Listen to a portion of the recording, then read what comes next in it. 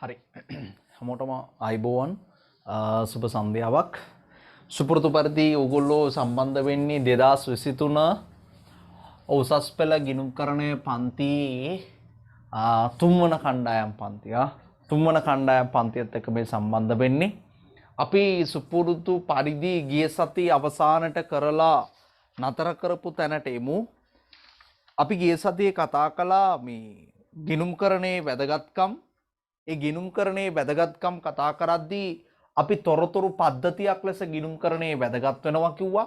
ඔබට මතක ඇති අපි නිබන්ධනෙත් එක්ක වැඩ කරගෙන යන්නේ තොරතුරු පද්ධතියක් ලෙස ගිණුම්කරණයේ වැදගත් වෙනවා කියලා. තොරතුරු පද්ධතියක් කියන එක මම හැදින්නුවා. හඳුනලා අර දත්ත තොරතුරු දත්ත තොරතුරු ඊට පස්සේ තව මොනවද ඒකේ තිබ්බේ අර දෘඩාංග මෘදුකාංග ජීවාංග ක්‍රියාවලිය කියන එකට නෝට් එකක් දුන්නානේ. දීලා නේද මම නතර කළේ. චුට chat එකේ ඔව් නම් ඔව් කියමු නැත්නම් නැහැ කියමු. එමෙ කියලා නේ නතර කළේ. right. අපි එනවා ඊළඟ මාතෘකාව එතරම් තියෙනවා නිබන්ධනේ. තොරතුරු පද්ධතියක් ලෙස ගිණුම්කරණයේ වැදගත්කම කියලා ආයෙ වෙනම අපි පොඩි සාරාංශගතව කතා කරන්න යන්නේ. ඒ කියන්නේ අපි ගිය සතියේ සම්පූර්ණ කතා කරපු එකේ සාරාංශයක් ගේන්න යන්නේ. තොරතුරු පද්ධතියක් ලෙස ගිණුම්කරණයේ වැදගත්කම. පුතේ තවමත් මේ පන්තියේ නිබන්ධන ලබා ගන්න බැරි වුණ ලියාපදිංචි අංකය නැත්නම් පාස්කෝඩ් එක ලබා ගන්න බැරි වුණ ළමයි ඉන්නවා නම් ලබන ඉරිදාට කලින් අනිවාර්යයෙන්ම ලබාගෙන ඒව ඉවර කරගන්න. මොකද දැනට පවතින තත්ත්වය අනුව මේ උපකාරක පන්ති ගුරුවරුන්ගේ සංගමයේ තීරණය අනුව දැනට ලැබිලා තියෙන ඉල්ලීම් අනුව ලබන මාසේ පළවෙනි දිනේ ඉඳන් සමහර විට බොහෝ විට 150ක් වගේ තියෙන තාම ආයතනයට ගෙනල්ලා ඉගෙනීම් කටයුතු කරන්න පුළුවන් වේවි. හැබැයි එහෙම වුණොත් මතක තියාගන්න ළමයි 100ට වඩා අඩුවෙන් ගේන්න පුළුවන්. ඒ වුණොත් දැන් කණ්ඩායම් 4ක් තියෙන නිසා ඒ කණ්ඩායම් 4 ලියාපදිංචි වෙලා තියෙන දරුවන්ට විතරයි අපි අවස්ථාව දෙන්නේ. ඒතර ඔබේ ලියාපදිංචි අංකයට ඔබට පණිවිඩයක් එනවා පන්තිය පටන් ගන්න දිනේට පෙර මෙන්න මේ දිනේ මෙන්න මේ වෙලාවට ආයතනෙට එන්න කියලා. එයාපම ඔයාට මාත් එක්ක කතා කරලා ඔබ සහභාගී වෙන පන්තිය මොකද්ද? සාමාන්‍ය භෞතික පන්ති පටන් ගත්තම ඔබ සහභාගී වෙන්නේ කවදටද? කීයට තියෙන පන්තියටද කියලා ඔබට මාත් එක්ක සාකච්ඡා කරලා තීරණයක් ගන්න පුළුවන්. ඒ නිසා ලියාපදිංචි වෙලා නැති දරුවෝ අනිවාර්යයෙන්ම ලියාපදිංචි වෙන්න. ලියාපදිංචි වෙලා නැති දරුවන්ට භෞතික පන්තියට එන්න අවස්ථාවක් ලැබෙන්නේ නැහැ. ලියාපදිංචි දරුවෝ පන්තියට අරගෙන ඉඩ ඉතුරු වුණොත් අපි අලුතෙන් ලියාපදිංචි නොවූ දරුවන්ට අවස්ථාවක් දෙනවා. ඒ නිසා ප්‍රමුඛත්වය ලියාපදිංචි වූ දරුවන්ට පළවෙනි කණ්ඩායම, දෙවන කණ්ඩායම, තුන්වන කණ්ඩායම, හතරවන කණ්ඩායම ඒ කණ්ඩායම් හතරෙම ලියාපදිංචි වූ දරුවන් මුලින්ම ගන්නෙ. ලියාපදිංචි නොවූ අය ගන්නෙ නැහැ. ඒ නිසා ඒක මුලින්ම කියන්න ඕන ලියාපදිංචි නොවූ දරුවෝ ඉන්නවා නම් අනිවාර්යයෙන්ම ලියාපදිංචි වෙන්න. ලියාපදිංචි වෙන්නේ කොහොමද? නම, ලිපිනයේ දිස්ත්‍රික්කයේ WhatsApp message එකක් දාන්න. දාලා ලියාපදිංචි අංකය ලබා ගන්න. ඒතර ඔයා ලියාපදිංචි දරුවෙක් වෙනවා. ඒ වගේම තවමත් නිබන්ධන අරගෙන නැති දරුවෝ ඉන්නවා නම් හැකිතාක් ඉක්මනට නිබන්ධන ගන්න. දැන් සති ගාණක් තිබුණා. ඒ නිසා නිබන්ධනෙත් එක්ක මම වැඩ යන්නේ. right. තොරතුරු පද්ධතියක් ලෙස මේක වැදගත් වෙන්නේ කියන සාරාංශයට ආපුවම වැදගත් වෙන්නේ හේතු දෙකක් තියෙනවා. එකක් තමයි තොරතුරු පද්ධතියක තියෙනවනේ මූලික අංග තුනක්. මොනවද මූලික අංග තුන? යෙදවුම්, ක්‍රියාවලිය සහ නිමැවුම්. යෙදවුම් තියෙනවා, ක්‍රියාවලිය තියෙනවා, නිමැවුම් තියෙනවා. මෙන්න මේ තොරතුරු පද්ධතියක තියෙන මූලික අංගයන් වන මොනවද? යෙදවුම්, ක්‍රියාවලිය සහ නිමැවුම් කියන මූලික අංගයන් ඒ විදියටම ගිණුම්කරණය තුලත් පවතිනවා. තොරතුරු පද්ධතියක පවතින මූලිකාංගයන් වන තොරතුරු පද්ධතියක පවතින මූලිකාංගයන් වන මොනවද? යෙදවුම්, ක්‍රියාවලිය සහ නිමැවුම් කියන යෙදවුම්, ක්‍රියාවලිය සහ නිමැවුම් කියන මූලිකාංගයන් ගිණුම්කරණය තුලද පවතින නිසා අපි කියනවා ගිණුම්කරණය හරියට තොරතුරු පද්ධතියක් වගේ වැදගත් වෙනවා කියලා. ඒක පළවෙනි හේතුව. දෙවෙනි හේතුව තමයි ගිණුම්කරණයේ තොරතුරු පද්ධතියක් වගේ වැදගත් වෙනවා කියලා කියන දෙවන හේතුව තමයි තොරතුරු පද්ධතියකින් කරන්නේ තීරණ ගන්න අයට අවශ්‍ය කරන තොරතුරු සපයන එක. තොරතුරු පද්ධතියකින් කරන්නේ මගේ දරුවනේ තීරණ ගන්න අයට තීරණ ගැනීමට අවශ්‍ය කරන තොරතුරු සපයන එක සකස් කරලා දෙන එක. ඒ වගේම අපේ ගිණුම්කරණයෙන් කරන්නේ ව්‍යාපාරයක් සම්බන්ධව ඇල්මක් දක්වන කෙනෙක්ට ඒ ව්‍යාපාරය සම්බන්ධව තීරණ ගන්න ඕන කරන තොරතුරු පිළියෙල කරලා ලබා දෙන එක. ඒතර අපේ ගිණුම්කරණයෙන් කරන්නේ ව්‍යාපාරයකට ඇල්මක් දක්වන කෙනෙක් නැත්නම් ඇල්මක් දක්වන කෙනෙක්ට තීරණ ගන්න ඕන කෙනෙක්ට තීරණ ගන්න උවමනා කරන තොරතුරු හදලා දෙනවා. එතකොට තොරතුරු පද්ධතියකින් කරන්නේ තීරණ ගන්න අයට තීරණ ගන්න ඕන කරන තොරතුරු හදලා දෙන එක. ගිණුම්කරණයෙන් කරන්නේ තීරණ ගන්න ඕන කරන අයට තීරණ ගන්න ඕන කරන තොරතුරු හදලා දෙන එක. ඒතර මේ දෙකෙන්ම කරන්නේ එකම දේ. මොකක්ද එකම දේ? තීරණ ගන්න ඕන අයට ඒ තීරණ ගන්න ඕන කරන තොරතුරු හදලා දෙනවා. තීරණ ගන්න අයට තීරණ ගන්න ඕන කරන දේවල් හදලා දෙනවා. එතකොට තොරතුරු පද්ධතියක තියෙන මූලිකාංග ගිණුම්කරණයේ තියෙන නිසා තොරතුරු පද්ධතියක අරමුණ වගේම ගිණුම්කරණයේ අරමුණත් එකම වන නිසා අපි කියනවා ගිණුම්කරණේ තොරතුරු පද්ධතියක් වගේ අපිට වැදගත් වෙනවා කියලා. රයිට්. එනවා අපි නිබන්ධනයේට නිබන්ධනයේ ඔන්න තියෙනවා තොරතුරු පද්ධතිය ලෙස ගිණුම්කරණයේ වැදගත්කම. හරිද? අද මම නෝට් එක දෙන්නුනට මම සමස්ත නෝට් එකක් දෙන්නේ නැහැ. ඒ කියන්නේ අතින්ම ලියවන්නේ නැහැ. නිබන්ධනයේ තමයි උගන්වන්න යන්නේ. නිබන්ධනයේ තියෙන හිස්තැන් වලට අදාළ නෝට් එක කියනවා. අනිත් මුද්‍රණය කරලා තියෙන කොටස් ආයෙ ලියවන්නේ නැහැ අද ඉඳන්. මොකද අතිතරම් කාලයක් දීලා තිබුණා. අද 17 වෙනිදා. අපි 10 වෙනිදා වෙනකොට නිබන්ධන අරන් අවසන් කරගන්න කියලා තිබුණේ. වැඩිපුරත් කාලයක් ලබා දීලා තිබ්බ නිසා අපි නව මාතෘකාව කතා කරා යන්න. මේකේ තියෙනවා පහලින් තොරතුරු පද්ධතිය ලෙස ගිණුම්කරණය වැදගත් වන්නේ. ඇඟිලි දෙකක් දික් කරලා දීලා තියෙන නෝට් එකක්. ලියන පළවෙනි එකේ දර තාමත් නිබන්ධනේ ලැබුණ නැති අයට ප්‍රශ්නයක් කරගන්න දෙයක් නැහැ. ඒගොල්ලන්ට අනිවාර්යයෙන්ම මේ පන්ති මේ කරන පන්තිට අදාළව වීඩියෝ එක අපි YouTube එකට දාලා දෙනවා ලින්ක් එක රෙකෝඩින් එකක් දෙනවනේ මම හැමදාම ඒ රෙකෝඩින් එක බලලා ඒගොල්ලන්ට නිබන්ධනයට අදාළ නෝට් සම්පූර්ණ කරගන්න පුළුවන්. නැතිනම් අතින් නෝට් එක ලියන් යන්නත් පුළුවන්. දැන් මේ මාතෘකාවට අදාළ නෝට් එක අතින් ලියන්නත් පුළුවන්. එහෙම ලියලා පස්සේ නිබන්ධනය සම්පූර්ණ කරගන්න පුළුවන්. එහෙම නැත්නම් නෝට් එක ලියන්න නැතුව ඉඳලා හොඳට අහගෙන ඉන්න. පස්සේ වීඩියෝ එක බලලා නෝට් එක සම්පූර්ණ කරගන්න පුළුවන්. දෙකෙන් කැමති එකක් කරන්න. රයිට්. මේකේ තියෙනවා පළවෙනි ඇඟිල්ල දික් කරලා තියෙන එකනේ. ඒ වැදගත් කරුණු දෙක. වැදගත් වන්නේ හේතු දෙක ලියන්න යන්නේ. ලියන පළවෙනි හේතුව ටියුට් එක තියන අය දැන් ටියුට් එකේ ලියන්න. ටියුට් එකේ තියන අය ටියුට් එකේ ලියන්න අය පොතේ ලියන්න එපා. ටියුට් එක ලැබෙනකන් තමයි අපි පොතේ ලිව්වේ. ටියුට් එක තියන අය ටියුට් එකට එන්න. ටියුට් එක නැති අය පොතේ ලියා ගන්න. ටියුට් එක ලැබුණ ගමන් පොතේ ලියන්න. මේ ටියුට් එක ලැබුණ ගමන් පොතේ තියෙන එක ටියුට් එකට ගන්න. හරිද? අප ඕන නම් වීඩියෝ ක්ලිප් එක බලන්නත් පුළුවන්. හරිද? රයිට්. ලියන්න පළවෙනි වැදගත් කරුණ විදිහට තොරතුරු පද්ධතියක පවතින තොරතුරු පද්ධතියක පවතින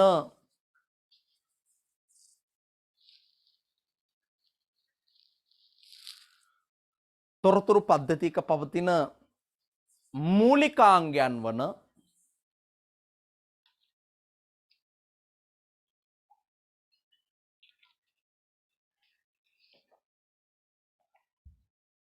තොරතුරු පද්ධතියක පවතින මූලිකාංගයන් වන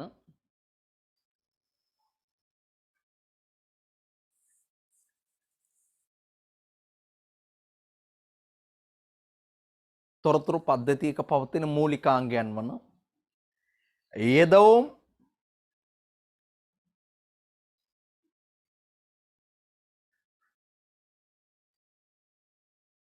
යෙදවුම් කමා ක්‍රියාවලිය හා නිමැවුම් යෙදවුම් කමා ක්‍රියාවලිය හා නිමැවුම්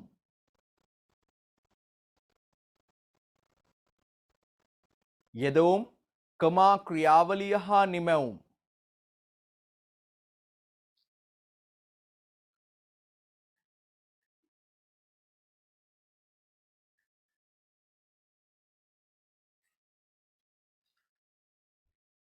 යෙදවුම් කමා ක්‍රියාවලිය හා නිමැවුම් ගිණුම්කරණය තුල පවතින නිසාත්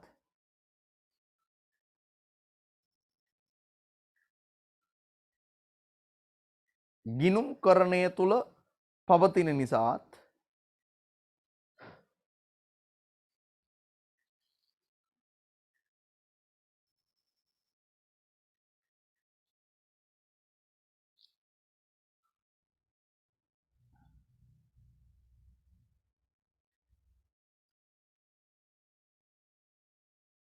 ගිණුම්කරණය තුල පවතින නිසාත් කමාවක් දාන්න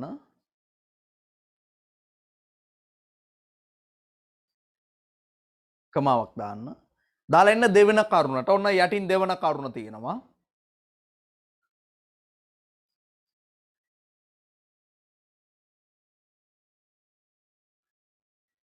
දෙවන කරුණ ලියන්න. තොරතුරු පද්ධතියකින් මෙන්ම තොරතුරු පද්ධතියකින් මෙන්ම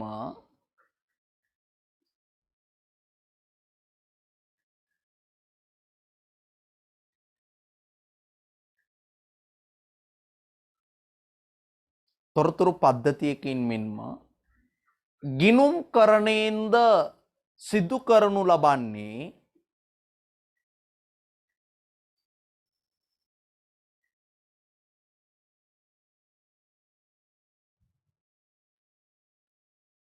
තොරතුරු පද්ධතියකින් මෙන්ම ගිනුම් කරණයෙන්ද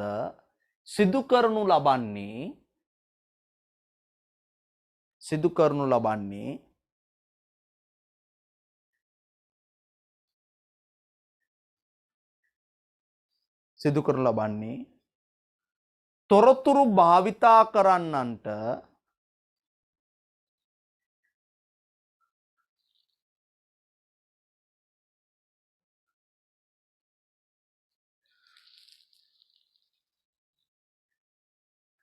තොරතුරු භාවිතා කරන්නන්ට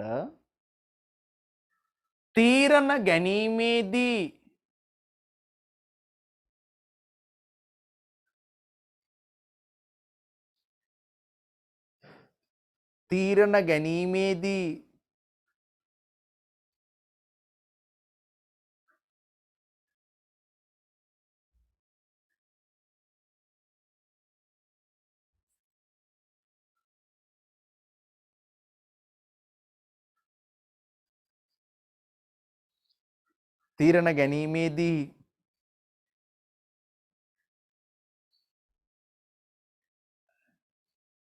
භාවිතා කළ හැකි තොරතුරු සැපයීමත්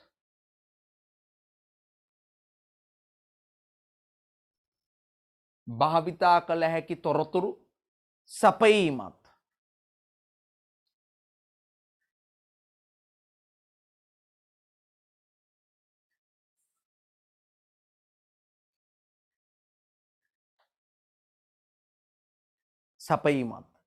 නිසාය.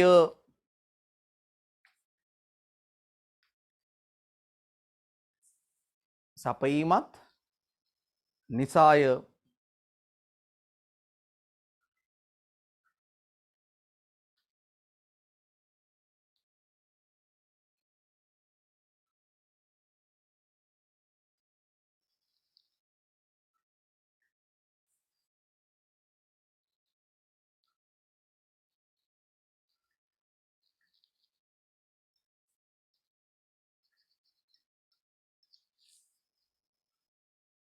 නිසාය. රයිට්. ලියන්න පහලින් වෙනම නෝට් එකක් ලියන්න ඔන්න ඉඩ තියලා තියෙනවා. ලියන්න ඒක යටතේ. ඔන්න ටියුට් එක නැති අය රූලක් කරලා පහලින් ලියන්න වෙනම නෝට් එකක්.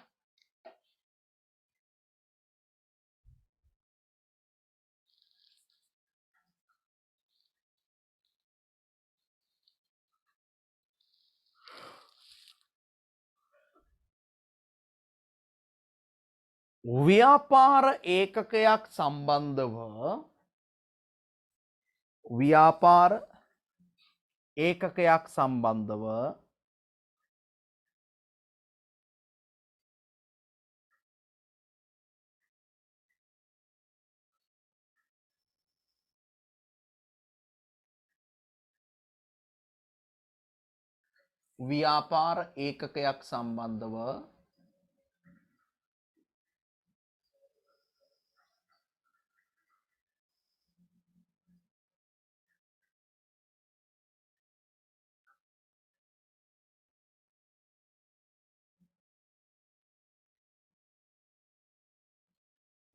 ඒකකයක් සම්බන්ධව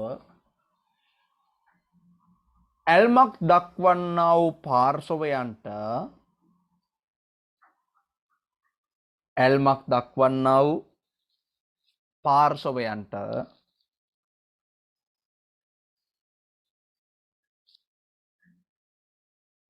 ව්‍යාපාර ඒකකයක් සම්බන්ධව ඇල්මක් දක්වන්නා වූ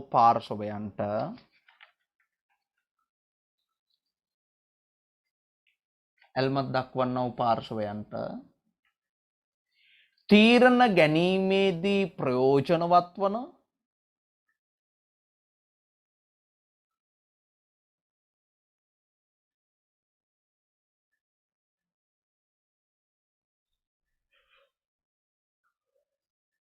තීරණ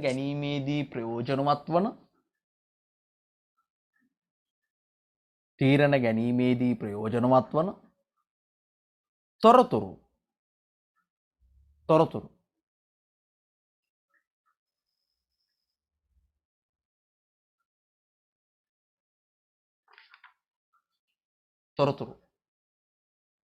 පිළියෙල කර සපයන නිසාත්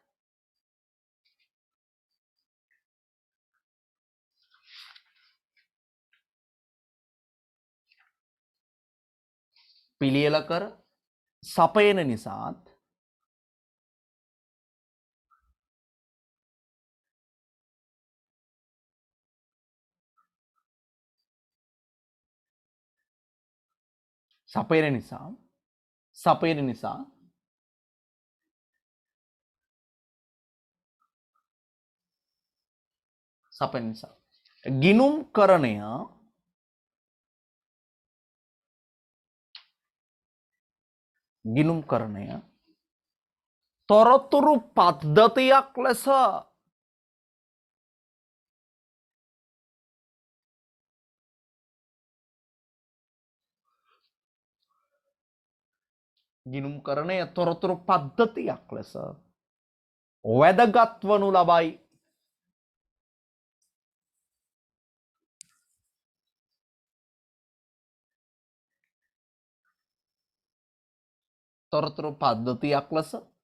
වැදගත් වනු ලබයි. රයිට්. හයිලයිට් එක අරගෙන ඔය නෝට් එක දැන් දුන්න නෝට් එක හොඳට කියවලා පළවෙනි කරුණු දෙක හයිලයිට් කරගන්න. හයිලයිට් එකක් නැති අය රතු පෑනක් අරගෙන යටින් ඉරක් හරි ගහගන්න. ඔය පළවෙනි කරුණු දෙක හොඳට මතක තියාගන්න විභාගය අපිට ලියන්න එනවා.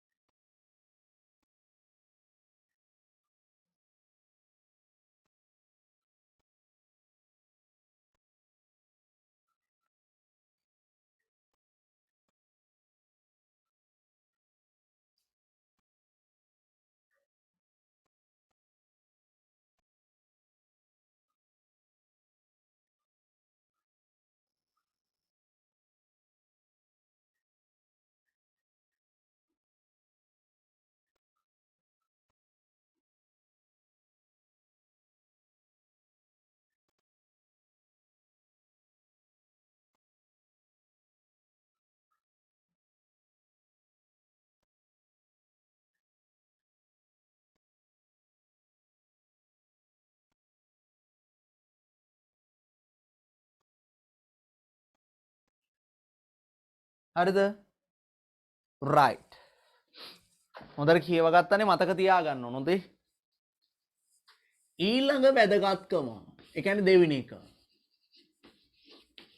නිබන්ධනයේ නම් තියෙන්නේ සමාජ අවශ්‍යතාවයක් ලෙස කියලා.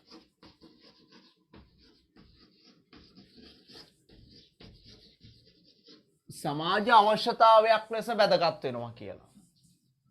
නැත්නම් අපි කියන සමාජ සංසිද්ධියක්. මේ සමාජ අවශ්‍යතාවයක් කියන එකට අපිට කියන්න පුළුවන් සමාජ සංසිද්ධියක් කියලා.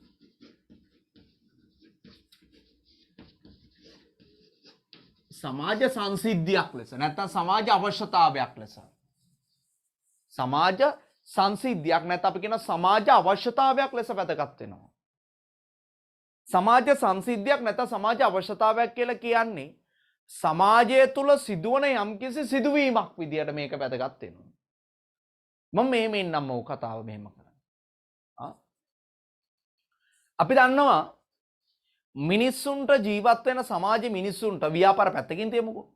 සමාජ මිනිස්සුන්ට ජීවත් වෙන්න උවමනා කරන සම්පත් තියෙනවනේ. සම්පත්. මේ සම්පත් සමාජ මිනිස්සුන්ට ඕන තරමින් නැහැ. ඒක ඕගොල්ලොන්ට ව්‍යාපාර අධ්‍යයනෙත් උගන්වලා ඇති. ඒක ඕගොල්ලොන්ට ආර්ථික විද්‍යාවෙත් උගන්වලා ඇති. එමු උගන්වලා නැත්තම් මේ දැන් අහගන්න හොඳට මේ කියන එක. සමාජ මිනිස්සුන්ට එදිනදා ජීවත් වීමේදී උවමනා කරන්නා වූ සම්පත් ඒ මිනිස්සුන්ට ඕන කරන තරම් නැහැ. අපිට ඇති තරමක් නැහැ. ඒ නිසා අපි මේ සම්පත් වලට අපි කියනවා සීමිත සම්පත් කියලා. සීමිත සම්පත්. ඒ කියන්නේ අපිට මේ සම්පත් උවමනා තරම් තියෙනවද? නැහැ. අපිට මේ සම්පත් උවමනා තරම් නැහැ. සම්පත් සීමිතයි. ඒ නිසා අපි කියන සීමිත සම්පත්. චුට්ටක් පොඩ්ඩක් තියෙන්නේ අපිට සම්පත්. සම්පත් මහා ලොකු ප්‍රමාණයක් නැහැ එතකොට. සම්පත් ගොඩක් නැහැ. සම්පත් මහා ලොකු ප්‍රමාණයක් නැහැ, ගොඩක් නැහැ. තියෙන්නේ හරිම සීමිත සම්පත් ප්‍රමාණයක්. ඒ කියන්නේ චුට්ටක් පොඩ්ඩක් පොඩි ප්‍රමාණයක් සම්පත් අපිට තියෙන්නේ. මෙන්න මේ තියෙන සීමිත සම්පත. මෙන්න මේ තියෙන සීමිත සම්පත මිනිස්සු භාවිතා කරනවා එදිනදා ජීවත් වෙන්න. මොනවද සීමිත සම්පත්? මොනවද සීමිත සම්පත්? අපි කියන එක භූමිය. භූමිය. අපි කියන්නේ ඉඩම්.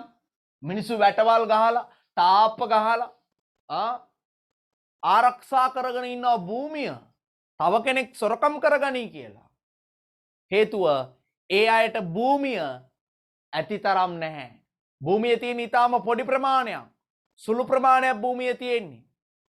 ඒ නිසා ඒ තියෙන භූමිය ඉඩම කියන එක ආරක්ෂා කරගන්නවා. ඒක නිසා අපි කිය සීමිත සම්පත්. භූමිය. ඒ වගේම ශ්‍රමය. ශ්‍රමය කියන්නේ වැඩ කරන්න පුළුවන් මිනිස්සු. හැමෝටම වැඩ කරන්න බෑ. ගිණුම්කරණය කරන්න පුළුවන් සේවකින් තෝරන් යනකොට හැම ගෙදරකම ගිණුම්කරණය කරන්න පුළුවන් අය නැහැ. අපි හිතමු ගෙවල් 100ක් ගත්තා කියලා. ඔය ගෙවල් 100න් 10 දෙනෙක්වත් හොයාගන්න අමාරුයි ගිණුම්කරණය දන්න. හේතුව ගිණුම්කරණය ඉගෙනගෙන තියෙන්න ඕන ගිණුම්කරණය කරන්න. ඒතර 10 දෙනෙක්වත් හොයාගන්න අමාරු වෙනවා. 100ක් අතරේ. ඒ කියන්නේ සේවකින් අඩුයි. වෛද්‍යවරු ගත්තත් එහෙමයි. ගෙවල් 100ක් ගත්තොත් ගෙවල් 100න් වෛද්‍යවරු 10 දෙනෙක් හොයාගන්න බෑ. ඉංජිනේර්ස්ලාත් එහෙමයි. ලෝයර්ස්ලාත් එහෙමයි. ගුරුවරුත් එහෙමයි. මේ කියන්නේ මොකද්ද? මේ කියන්නේ ඒ ශ්‍රමය වැඩ කරන්න පුළුවන් අය අපිට ඕන තරම් නැහැ. ඒකයි ඉහළ වැටුප් ගෙවලා ගන්නෙ. සමහර ව්‍යාපාර ගණකාධිකාරීවරයාට රුපියල් 50000ක් වැටුප ගෙවද්දි මාසෙට තව ගණකාධිකාරීවරයාට තව ව්‍යාපාරයක් රුපියල් ලක්ෂයක් ගෙවන්නේ ඒ සේවකයා හරිම අඩු නිසා. දක්ෂ ගණකාධිකාරීවරයෙක්ට සමහර ව්‍යාපාර මාසෙට ලක්ෂ 1.5 වැටුප් ගෙවන්නේ ඒ තරමට ඒ සේවකයාගේ දක්ෂතාවය අඩු නිසා. ඒ නිසා අපි දකිනවා ශ්‍රමය අපිට ඕන තරම් නැහැ. භූමිය අපිට ඕන තරම් නැහැ. ඒ වගේම ශ්‍රමයත් අපිට ඕන තරම් නැහැ කියලා අපි දකිනවා. සීමිත සම්පත් මේ තියෙන්නේ. භූමිය ශ්‍රමය. ඒ වගේම ප්‍රාග්ධනය. ප්‍රාග්ධනය කියලා කියන්නේ මුදල් ගොඩනැගිලි යන්ත්‍ර සූත්‍ර වගේ දේවල් මිනිස්සු එදිනදා ජීවත් වීමේදී පාවිච්චි කරන්න කියලා. මිනිස්සු එදිනදා ජීවත් වෙද්දී පාවිච්චි කිරීමේ අරමුණින් දැනටමත් පිළියෙල කරලා නැත්තම් හදලා නිෂ්පාදනය කරලා සකස් කරලා තියාගෙන ඉන්නේ වට අපි කියනවා ප්‍රාග්ධනය කියලා. අපේ ගොඩනැගිලි අපි හදලා තියාගෙන ඉන්නේ. මුදල් අපි හදලා තියාගෙන ඉන්නේ. යන්ත්‍ර සූත්‍ර අපි හදලා තියාගෙන ඉන්නේ. මෝටරත් අපි හදලා තියාගෙන ඉන්නේ. ලීබඩ උපකරණ අපි හදලා තියාගෙන ඉන්නේ. මේවා ප්‍රාග්ධනය. මිනිසා විසින්ම නිර්මාණය කරලා තියෙන දේවල්. මිනිසා එදිනදා පාවිච්චි කරන්න, මිනිසා එදිනදා ජීවත් වීමේදී පරිහරණය කරන්න, මිනිසා විසින්ම නිෂ්පාදනය කරලා තියෙන, මිනිසා විසින්ම සකස් කරලා තියෙන දේවල් වලට අපි කියන ප්‍රාග්ධනය කියලා. හැබැයි ඒව සීමිතයි. හැමෝටම වාහන නැහැ, හැමෝටම යන්ත්‍ර සූත්‍ර නැහැ, හැමෝටම ලීබඩ උපකරණ නැහැ, හැමෝටම ගොඩනැගිලි නැහැ. සීමිතයි ප්‍රාග්ධනය. මෙන්න මේ වගේ සීමිත සම්පත් මං කීපයක් ගත්තේ. මම ඔක්කොම සාකච්ඡා කරන්න යන්නේ නැහැ. ව්‍යාපාරات දෙන ගුරුවරයා ගුරුතුමා ඒක ඔයාට කියලා දෙවි. එහෙම නැත්නම් ආර්ථික විද්‍යා ගුරුවරයා ඕගොල්ලොන්ට ඒක කියලා දෙවි. ඒ නිසා මම ඒ ඔක්කොම කියන්න යන්නේ නැහැ. මම පොඩි පාඩමට මේ මාතෘකාවට එන්න ඕන නිසා පොඩ්ඩක් මේ සීමිත සම්පත් ගැන කිව්වේ. සමාජ මිනිස්සුන්ට මේ සම්පත් උවමනා තරම් නැහැ. ඇත්ත කතාව ඒක. ඒතර අපි කතා කරමු එහෙනම් ව්‍යාපාර ගැන. පොතේ ව්‍යාපාර වලට මේ සම්පත් උවමනා තරම් තියනවද? ව්‍යාපාර වලට භූමිය ඕන තරම් තියනවද? නැහැ. ව්‍යාපාර වලටත් තියෙන බොහෝම හරි අඩු ඉඩ ප්‍රමාණයක්. භූමිය ඇති තරම් නැහැ. ඒ කියන්නේ ව්‍යාපාර වලටත් ඒ සම්පත සීමිතයි. ශ්‍රමයත් එහෙම තමයි. ව්‍යාපාර වලට ඇති තරම් ශ්‍රමය නැහැ. ඒව ශ්‍රමිකයින් ඉන්නවා නම් ව්‍යාපාර ඉස්සරහ බෝඩ් ගන්නවද? පුහුණු සේවකීන් බඳවා ගනි.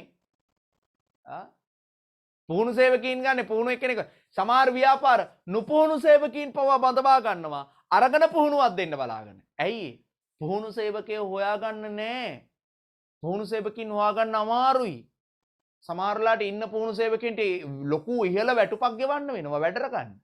ඒ නිසා නුපුහුණු කෙනෙක් අරගෙන මිනිහට පුහුණුවක් දීලා වැඩට දාගන්න. අන්න ශ්‍රමය සීමිතයි. ප්‍රාග්ධනය ව්‍යාපාර වලට ඇතිතරම් සල්ලි නැහැ, මුදල් නැහැ. ව්‍යාපාරයට ඇතිතරම් ගොඩනැගිලි යන්ත්‍ර සූත්‍ර නැහැ. ඒකනේ ව්‍යාපාර ණයට බැංකුවෙන් සල්ලි ගන්නෙ. ඒකනේ ව්‍යාපාර ගෙවීමේ ක්‍රමයට ඉඩම් ගොඩනැගිලි ලීබඩ උපකරණ ඔක්කොම මෝටර තපවා ගන්නෙ. ඇයි? Tamanට තියෙන සම්පත් සීමිතයි දරුවෝ. තේරෙනවද මම මේ කියන එක? සමාජයට විතරක් නෙමෙයි ව්‍යාපාර වලට පවා තියෙන සම්පත් සීමිතයි. ඒ නිසා ව්‍යාපාර හැබැයි මෙහෙම දෙයක් කරනවා. මෙන්න මේ ව්‍යාපාර වලට මෙන්න මේ සීමිත සම්පත් වලින් ව්‍යාපාර උපරිම ප්‍රයෝජන ගන්න ඕන. මොන ප්‍රයෝජනද? උපරිම ප්‍රයෝජන. Tamanට තියෙන භූමියෙන් උපරිම ප්‍රයෝජන ගන්න ඕන. Taman ගාව වැඩ කරන් ඉන්න සේවකින්ගෙන් උපරිම ප්‍රයෝජන ගන්න ඕන. ඒ කියන්නේ සේවකින් වැඩ කරන්නේ නැතුව නිකන් ඔය ඉන්න දෙන්නේ නැහැ. සේවකයා 8 ඉඳන් 4 වෙනකම් වැඩ කරනවා නම් ඒ පැය 8 හරියට වැඩ කරව ගන්න ඕන සේවකයා. ඒ වගේම ප්‍රාග්ධනය. Tamanට තියෙන මුදල් ටික, Tamanට තියෙන ගොඩනැගිල්ල, Tamanට තියෙන යන්ත්‍ර සූත්‍ර මෝටරත් ඒ වගේම උපරිම ප්‍රයෝජන ගන්න ඕන. ඒ කියන්නේ වැඩ නොගෙන නිකන් දාලා තියන්නේ නැහැ කොහෙවත්. ඒකයි මේ කියන කතාව. Tamanට තියෙන සම්පතෙන් Taman උපරිම ප්‍රයෝජන ගන්න ඕන. ඒ Tamanට තියෙන ව්‍යාපාරිකයා Tamanට තියෙන සීමිත සම්පත් වලින් උපරිම ප්‍රයෝජන ගන්නකොට මොකද වෙන්නේ? Taman ගාව ඉතිරි වෙන්න පුළුවන් මොනවද? අතිරික්ත සම්පත් ප්‍රමාණයක්.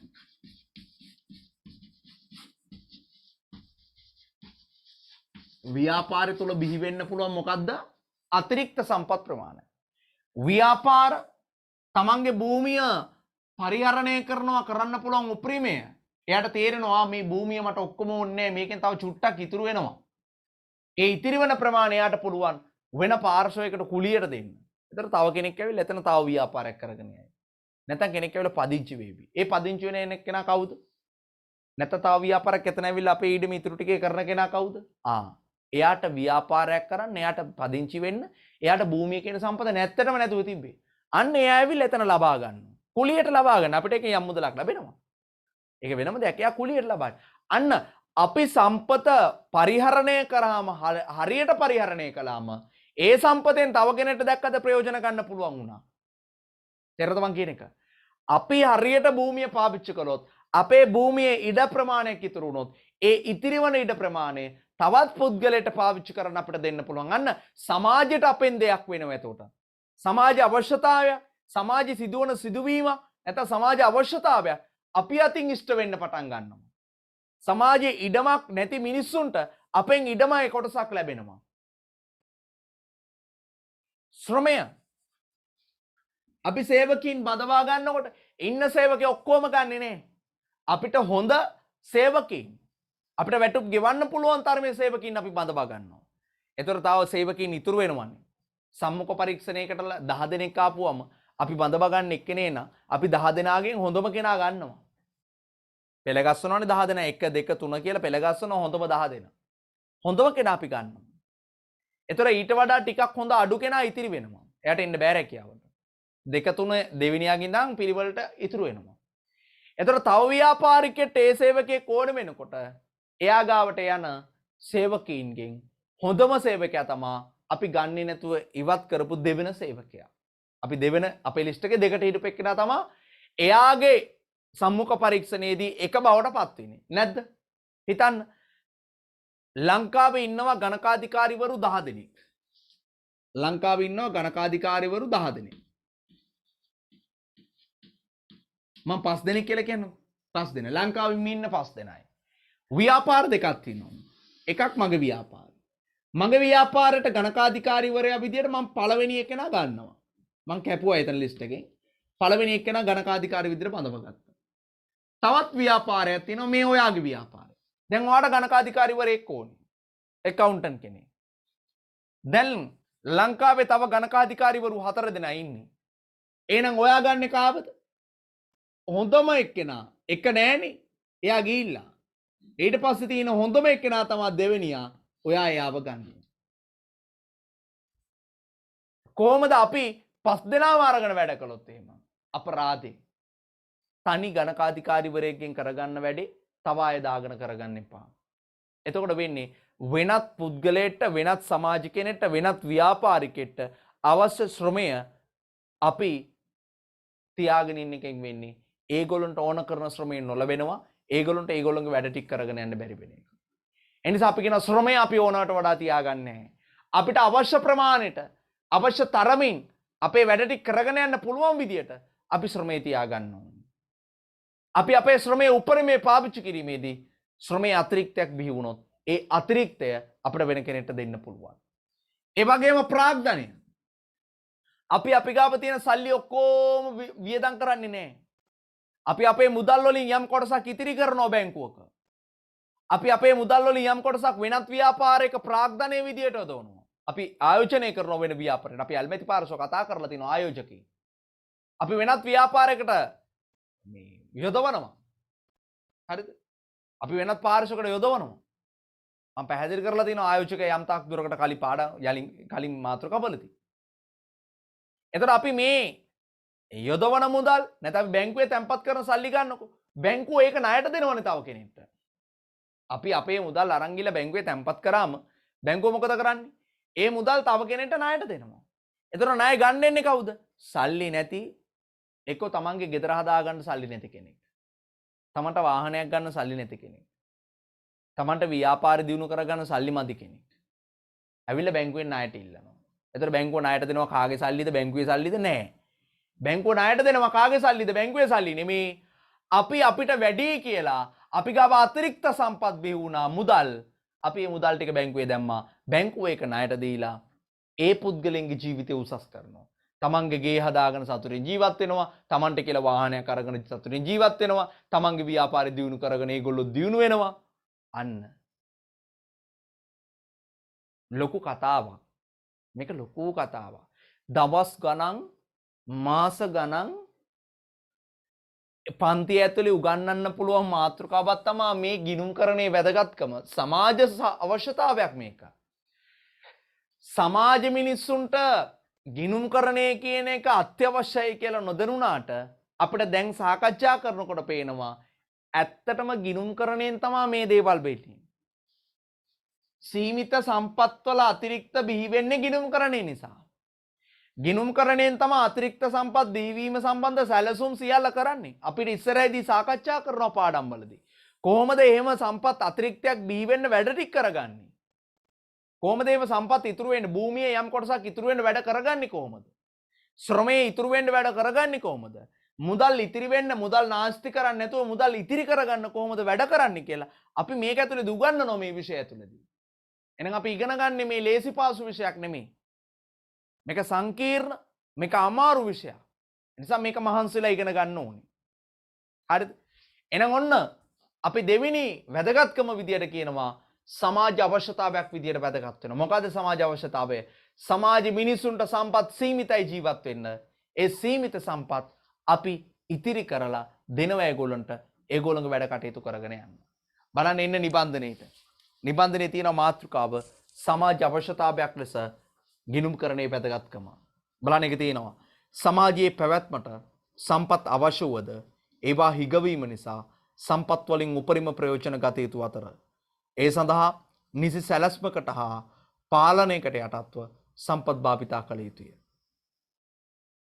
සමාජයේ පැවැත්මට සම්පත් අවශ්‍ය වුවද ඒවා හිගවීම නිසා සම්පත් වලින් උපරිම ප්‍රයෝජන ගත යුතු අතර ඒ සඳහා නිසි සැලැස්මකට හා පාලනයකට යටත්ව සම්පත් භාවිතා කළ යුතුය. මොකද මේවා හිග සම්පත් නිසා. ඒ සඳහා වන සැලසුම් ක්‍රම හා පාලන ක්‍රම ගිණුම් කරණයේද පවතින නිසා මම ඒකයි කිව්වේ මේ සීමිත සම්පත් භාවිතා කරන්න ඕන සැලසුම් එක එක ක්‍රම අපි ගාව තියෙනවා.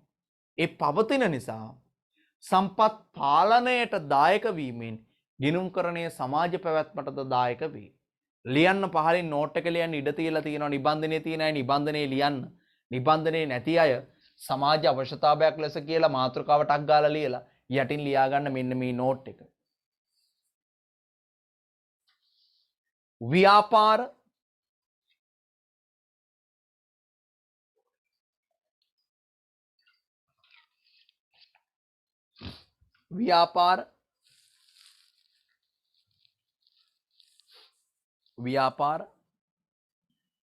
තම සීමිත සම්පත් වලින්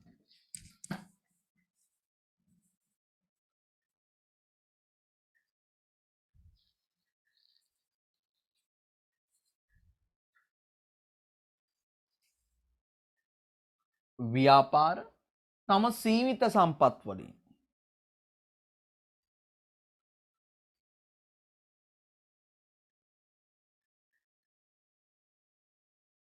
ව්‍යාපාර තම සීමිත සම්පත් වලින් උපරිම ප්‍රයෝජන ලබා ගැනීම නිසා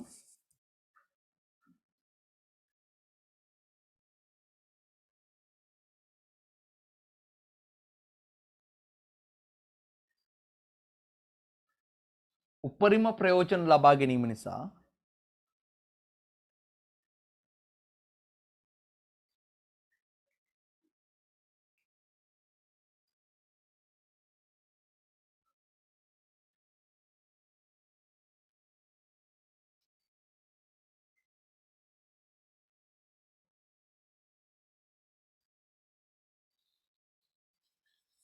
උපරිම ප්‍රයෝජන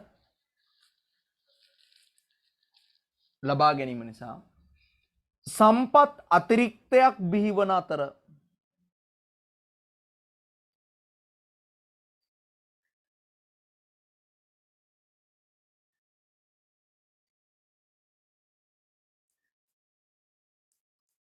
සම්පත් අතිරික්තයක් බිහිවන අතර සම්පත් අතිරික්තයක් බිහිවන අතර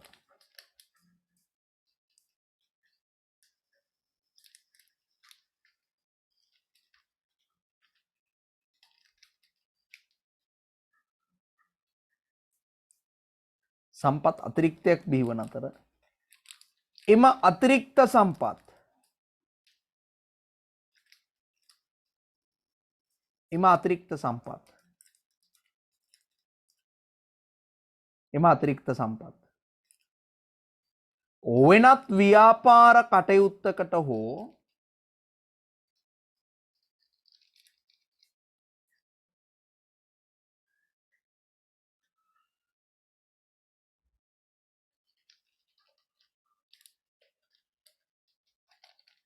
දරුවෙක් කියනවා ආයේ කියන්න කියලා චුට්ටක් ඉන්න මතක් කරනකම්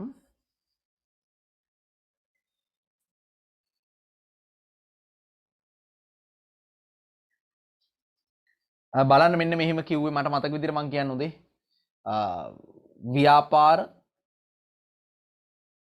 තම සීමිත සම්පත් වලින් උපරිම ප්‍රයෝජන ලබා ගැනීම නිසා ව්‍යාපාර තම සීමිත සම්පත් වලින් උපරිම ප්‍රයෝජන ලබා ගැනීම නිසා සම්පත් අතිරික්තයක් බිහිවන අතර සම්පත් අතිරික්තයක් බිහිවන අතර සම්පත් අතිරික්තයක් බිහිවන අතර එම අතිරික්ත සම්පත්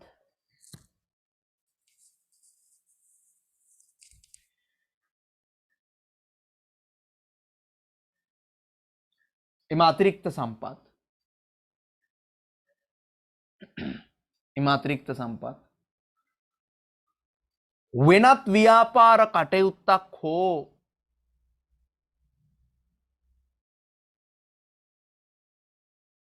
වෙනත් ව්‍යාපාර කටයුත්තක් හෝ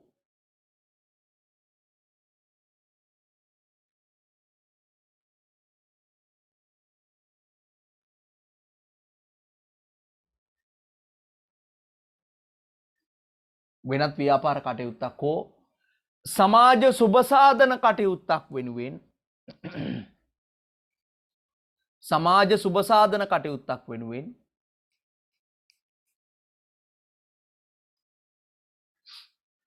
සමාජ සුබසාධන කටයුත්තක් වෙනුවෙන් භාවිතා කළ හැකි වීම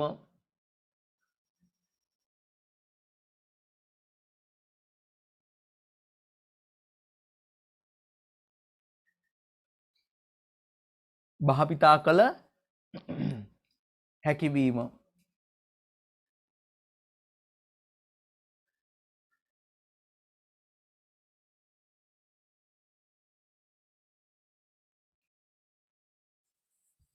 right ඊළඟ වැදගත්කම තුන්වෙනි එක පාලන ශිල්ප ක්‍රමයක් ලෙස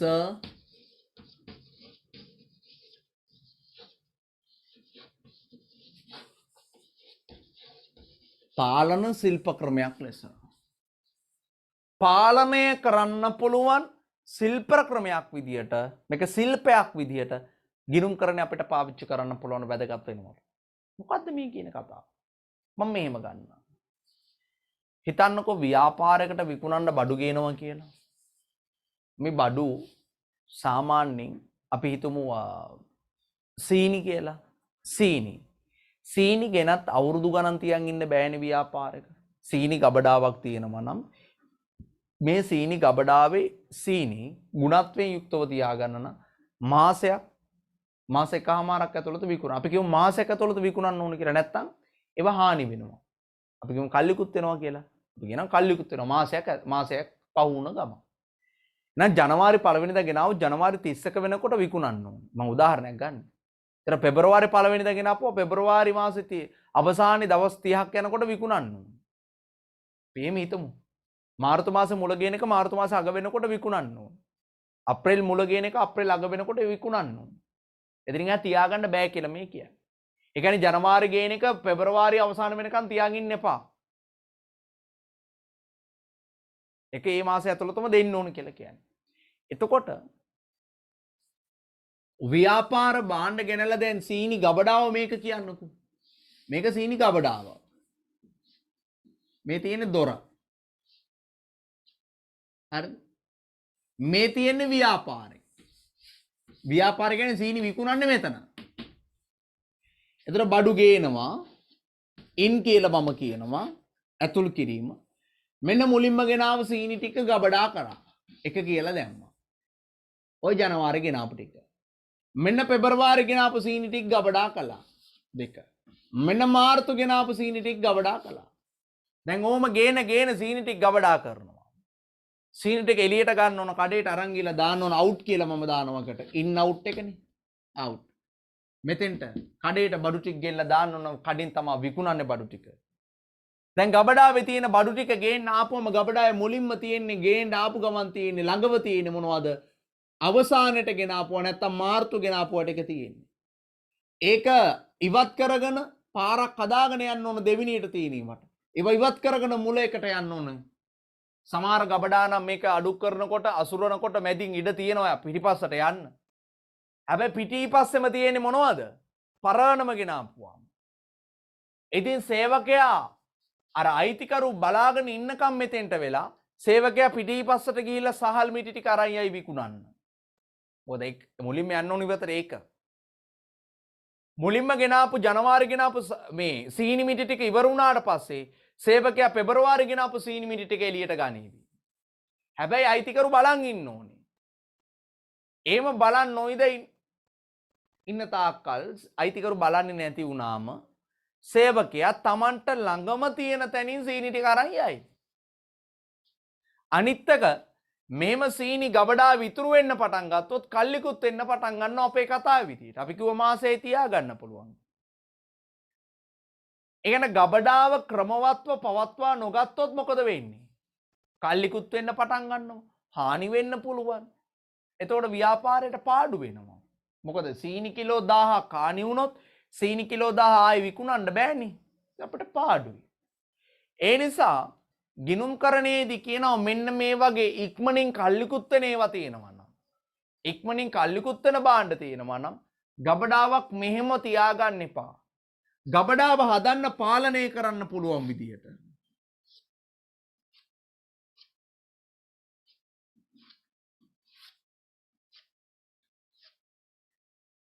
ගබඩාවේ දොරවල් දෙකක් තියන්න. එකක් ඉන්. ඒ කියන්නේ මෙතනින් තමයි ගබඩාවට භාණ්ඩ ගේන්නේ. මේ තියෙන පළවෙනි බඩු ටික. මේ පෙබරවාරි. මේ මාර්තු. ගබඩාවට භාණ්ඩ ගෙනත් දානවා කලින් වගේ. 1 2 3 කියලා දැම්මා. හැබැයි ගබඩාවෙන් එළියට දාන්නේ මෙතනින්. වෙනම දොරක් තියාගෙන ඉන්න අවුට් එකට. දැන් මොකද වෙන්නේ? සේවකයා බඩු ටික ඇතුලෙන් ගන්න ආපු ගමන් එයාට මුලින්ම හම්බෙන බඩු ටික තමයි ආරයි යන්නේ. කලින් වගේ අසට රින්ගන් යන්න ඕනේ නැහැ. දුරට යන්න ඕනේ නැහැ. මුලින්ම හම්බෙන බඩු ටික ආරයි යනවා. මුලින්ම හම්බෙන බඩු එයාට මොනවද? අපි මුලින්ම ගත්තු එයාට මුලින්ම හම්බෙන්නේ ජනවාරි ටික. ඒ ටික ඉවරනම තමයි එයා දෙවෙනි ටිකට එන්නේ. ඒ කියන්නේ දෙවෙනි මාසේ ගත්තුවා. තුන්වෙනි මාසේ ගත්තුවට පස්සේ එන්නේ.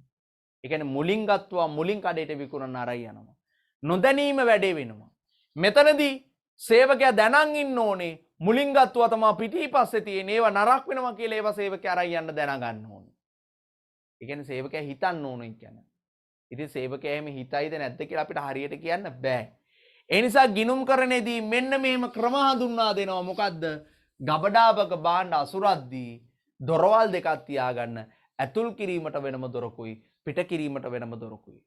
එනිසා ඔබ මතක තියාගන්න බොහෝ ව්‍යාපාරවල ගබඩා සකස් කරනකොට හදලා තියෙනවා ඇතුල් කිරීම සහ පිට කිරීම කියලා දොරවල් දෙකකින් හදලා තියෙනවා.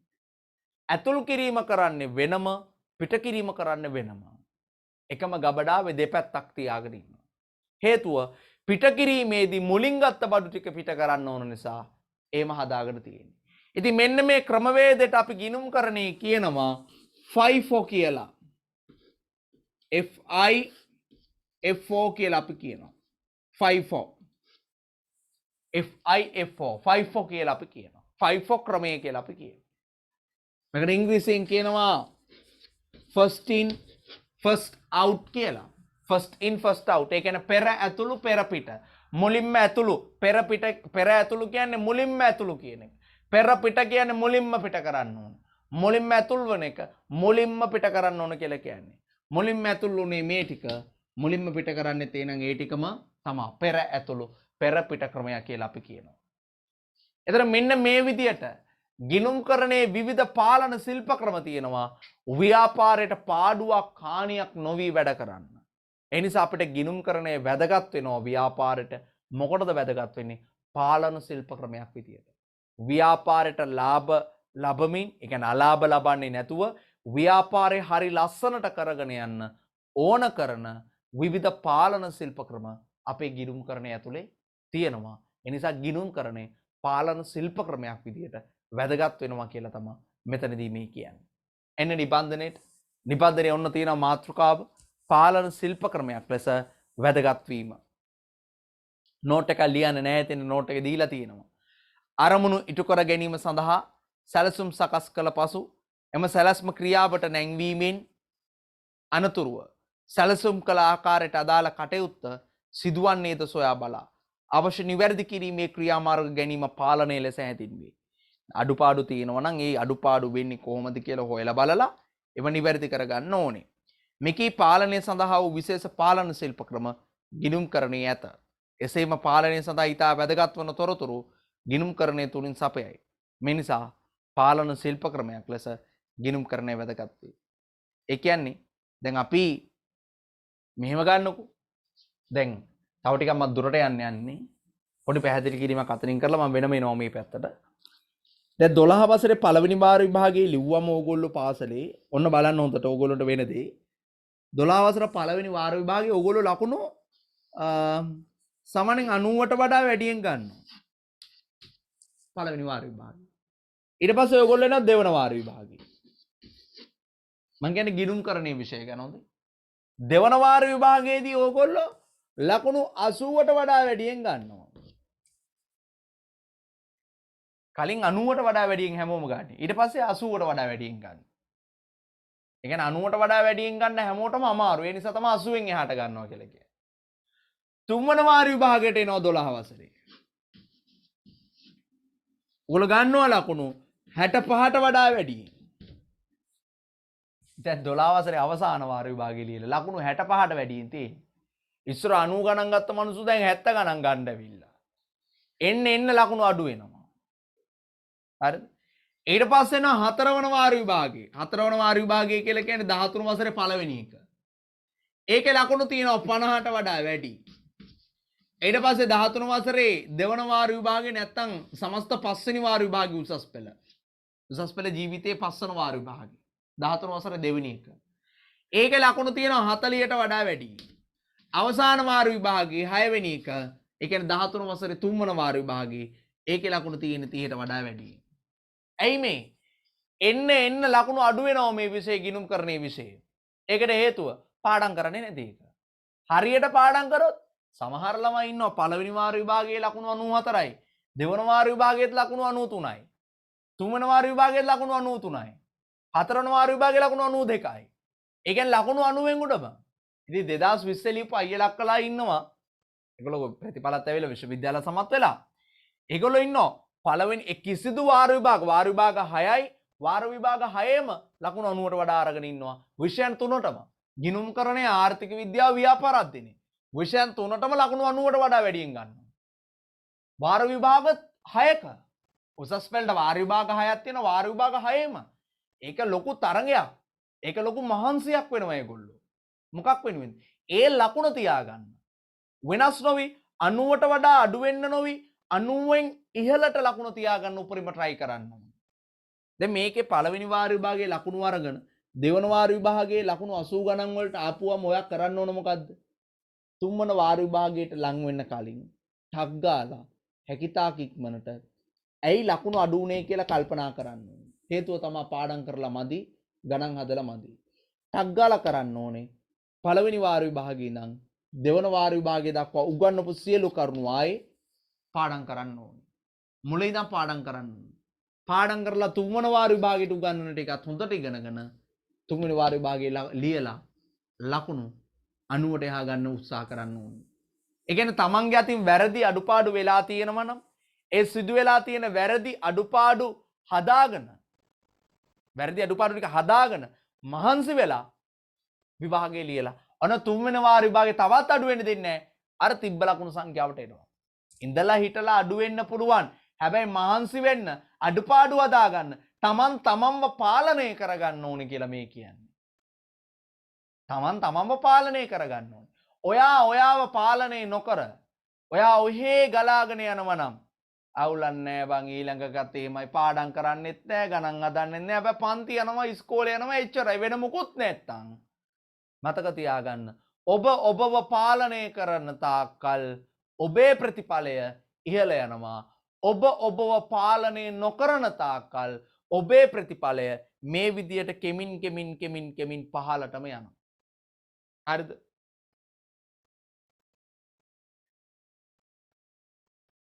හරිද? ඒ නිසා අපි හැම වෙලාවෙම උත්සාහ කරන්න ඕනේ අපේ ලකුණු 90ට වඩා ඉහළ ප්‍රතිඵලයකට ගේන්න.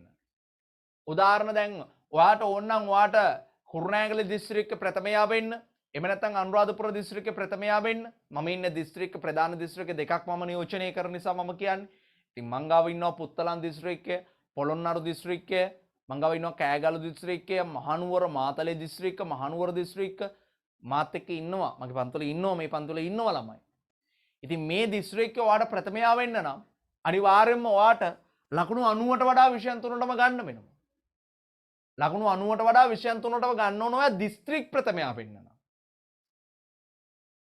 ඒ දිස්ත්‍රික් ප්‍රථමයන්ගෙන් එක් අයෙකු තමා දිවයිනේ ප්‍රථමයා බවට පත් වෙන්නේ. ඉතින් ලොකු තරගයක්. ලොකු අභියෝගයක්. තමන් තමන්ව පාලනය කරගන්න ඕන. තමන් තමන්ගේ අඩුපාඩු ටික හඳුනා ගන්න ඕනේ. ඒ අඩුපාඩු හඳුනා ගන්න අවුරුදු ගණන් ඉඳලා හරියන්නේ නැහැ. දැන් මගේ ගිණුම් කරන පන්තිය බොහෝ දුරට අපිට ෆිසිකලි පටන් ගන්න පුළුවන් වුණා කියනවා. ඒ පටන් ගත්තම ඕගොල්ලන්ට තේරෙවි මම ඕගොල්ලෝ ගාවට එනවා. උගන්නන ගම නෝට් එකක් දෙන ගම මම නැත ඕගොල්ලෝට ගණන් හදන්න දුයිලා පන්ති මම ඕගොල්ලෝ ගාවට එනවා. ඇවිල්ලා බලන ඕගොල්ලෝ කොහොමද ගණන් හදන්නේ මොනවද අඩුපාඩු මං කියනවා. එතකොට මෙන්න මේක මෙහෙම හදන්න එපා මේ විදියට හදන්න කියලා ක්‍රමයේ වෙනස් කරගන්න කියනවා. මම සමහර අයට කියන ඔయిత වඩා වේගෙන් හදන්න ඕන ගාන. ඒ කියන්නේ අඩුපාඩුව. ඔයාගේ අඩුපාඩුවක් මම ඔයාට කියලා දෙනවා. ඔයා ගාන හදන ක්‍රමයට වඩා ලේසි ක්‍රමයක් මම ඔයාට කියලා දෙනවා සමහර වෙලාවට. අර එහෙම ළඟට ඇවිල්ලා. ඒක සාමාන්‍ය අනුරාධපුර කුරුණෑගල කිසිම ගිණුම් කරන පන්තියක ඒ වැඩේ වෙන්නේ නැහැ කිසිම ගුරුවරයෙක්ගෙන්. උපකාරක පන්ති ශාස්ත්‍රයේ ඇතිතරම් ඔයලා බලන්න එහෙම වෙන්නේ නැහැ. එහෙම වෙන්නේ නැහැ කියන්නේ එහෙම කාලයක් යොදවන්නේ නැහැ වෙනුවෙන්. හැබැයි අපි කරනවා මම කරනවා මේ වැඩේ.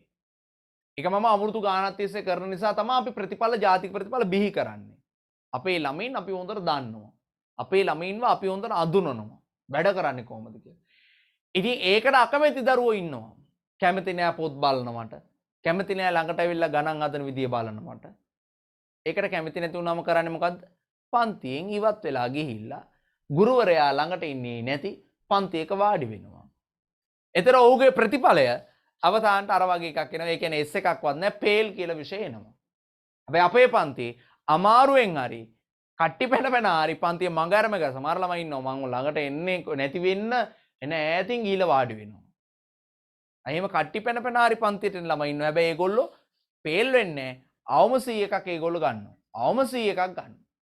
ඒ නිසා මට කියන්න ඕන උනේ තමන් තමන්ව පාලනය කරන්න ඕනේ. පාඩම් කරනකොට ඔයාට නිදිමත එනවා නම් ඔයාව පාලනය කරලා දැන් මට නිදිමත නැහැ දැන් මම පාඩම් කරන්න ඕනේ කියලා මූණකට හොදාන් ඇවිල්ලා ආය පාඩම් කරන්න ඕනේ. ඔයාට පාඩම් කරන්න පටන් ගත්තම නිදිමත එනවා නම් ඒක ඔයාට විතර නෙමෙයි සාමාන්‍යයෙන් ඕනම දරුවෙක් වෙන දෙයක්නේ පාඩම් කරන්න ගත්ත ගමන් නිදිමත එනවා. ඒතර මූණකට සෝදාගෙන ආය පාඩම් කරන්න ඕනේ. මොකද තමන් තමන්ව පාලනය කරන්න ඕනේ කියන තැන මතක තියාගන්න. ඒක accounts වල තියෙන කොටස. accounts වල කියනවා පාලන ශිල්ප ක්‍රමේ. මොකද අපි අපේ ව්‍යාපාරේ පාලනයකට යටත් කරගන්න ඕනේ. අපේ ව්‍යාපාරේ වැරදි අඩුපාඩු ලාභ නැත්තම් අලාභ නැත්තම් අපි බලාපොරොත්තු වෙන තරම් අපේ විකුණුම් නැත්තම් උදාහරණ පසුගිය සැප්තැම්බර් මාසේ අපි බලාපොරොත්තු වෙනවා විකුණුම් ලක්ෂ 50ක බඩු විකුණන්න බලාපොරොත්තු. විකුණ ගන්න පුළුවන් උනේ ලක්ෂ 45ක නම් අපි ෆේල් එතනදී. අපිට ලක්ෂ 5ක් මදි. ලක්ෂ 45 යම් වෙලා තියෙන්නේ. එහෙනම් මේ මාසේ උපරිම උත්සාහ කරන්න ඕන ලක්ෂ 50ට එන්න. මේ මාසේ ලක්ෂ 46කට ආවොත් අන්න ගිය මාසෙට වඩා මේ මාසේ හොඳයි. ඇයි ලක්ෂයක් වැඩියෙන් ඇවිල්ලා. ලබන නොවැම්බර් මාසේ ලක්ෂ 48කට යන්න පුළුවන් නම් අන්න හොඳයි. එන්න අපි අපේ අඩුපාඩු නිවැරදි කරගෙන ටික ටික දිනු වෙනවා. ඒකට තමයි කියන පාලන ශිල්ප ක්‍රමයක් තියෙන්න ඕන කියලා. අපි අපේ වැරදි අඩුපාඩු හඳුනාගෙන අපි අපිව පාලනය කරගන්න ඕනේ. අපි අපිව නිවැරදි මඟට ගන්න ඕනේ. එහෙම නොගන්න තාක්කල් අපි එතනදී අසමත් ෆේල්. උදර මතක තියාගන්න. පාලන ශිල්ප ක්‍රමයක් ලෙස වැදගත් වෙනවා.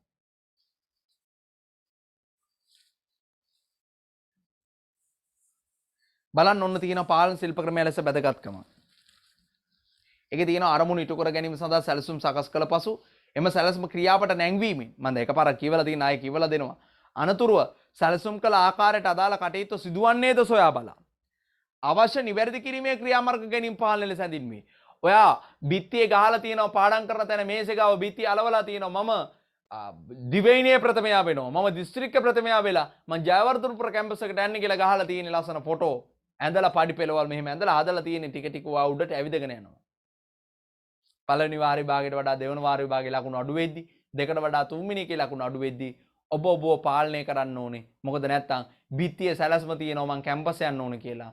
හැබැයි වැඩ කරගෙන යන විදිහට කැම්පස් යන්න බැරි වෙනවා. ඒ නිසා ඒවා හදා ගන්න ඕනේ. මේකේ පාලනය සඳහා විශේෂ පාලන ශිල්ප ක්‍රම ගිණුම්කරණයේද ඇත. එසේම පාලනය සඳහා ඉතා වැදගත් වන තොරතුරු ගිණුම්කරණය තුලින් සපයයි. මේ නිසා පාලන ශිල්ප ක්‍රමය ලෙස ගිණුම්කරණය වැදගත් වේ කියලා අපි කියනවා. right. එහෙනම් අපි යමු අලුත් මාතෘකාවකට. මේ තමයි ඇල්මැති පාර්ශව ඉගෙන ගන්න හදන්නේ. ඇල්මැති පාර්ශව. ඇල්මැති පාර්ශව කියලා කියන්නේ කවුද? අපි අර ගිණුම්කරණය හඳුන්වනකොටත් මං කියලා දුන්නා ඇල්මැති පාර්ශව කියන්නේ කවුද කියලා. ඇල්මැති පාර්ශව කියලා කියන්නේ ව්‍යාපාරය සම්බන්ධව හොයලා බලන අය. ව්‍යාපාර කරන වැඩ ගැන, ව්‍යාපාර කරන වැඩ කටයුතු ගැන, ව්‍යාපාර කොහොමද ව්‍යාපාර වැඩ කරගෙන යන්නේ කියලා ඒ ව්‍යාපාර ගැන හොයලා බලන පාර්ශව ඉන්නවා. මේ පාර්ශව වලට තමයි අපි කියන්නේ ඇල්මැති පාර්ශව කියලා. දෙමු බලන්න උත්තර. මං ඇහුවොත් ඇල්මැති පාර්ශව මට කියන්නකෝ කියලා ඇහුවොත් ඔයා දෙන උත්තර ටික දාන්න බලන්න chat එකේ. ඔයාට මතක් වෙන ඕනම ඇල්මැති පාර්ශවයක් දාන්න. හැබැයි ටියුට් එක බලන්න බෑ. ටියුට් එකේ තියෙනවා. ටියුට් එක බලන්න නැතුව ඔයාට මතක තියෙන ඇල්මැති පාර්ශව දාන්න. මොකද අපි කලින් ඉගෙන ගත්තානේ. අපි ගිය සතියේ හෝ ඊට කලින් සතියේ ඇල්මැති පාර්ශව කවුද කියලා මං කියලා දුන්නා. ඒ නිසා දාන්න බලන්න chat එකේ. හැබැයි ටියුට් එක බලන්න බෑ.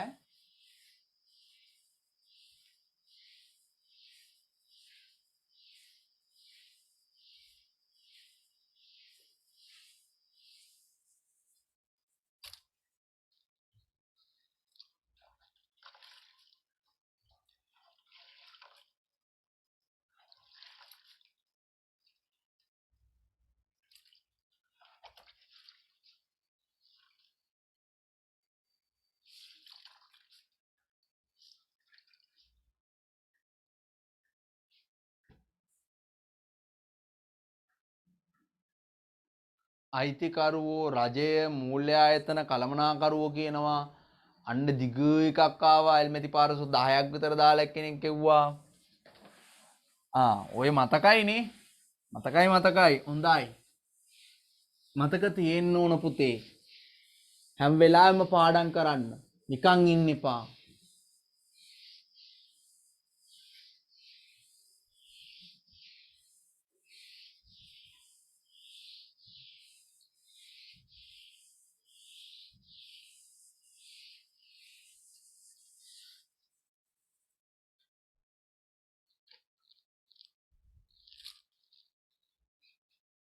ඇල්මැති පාර්ශව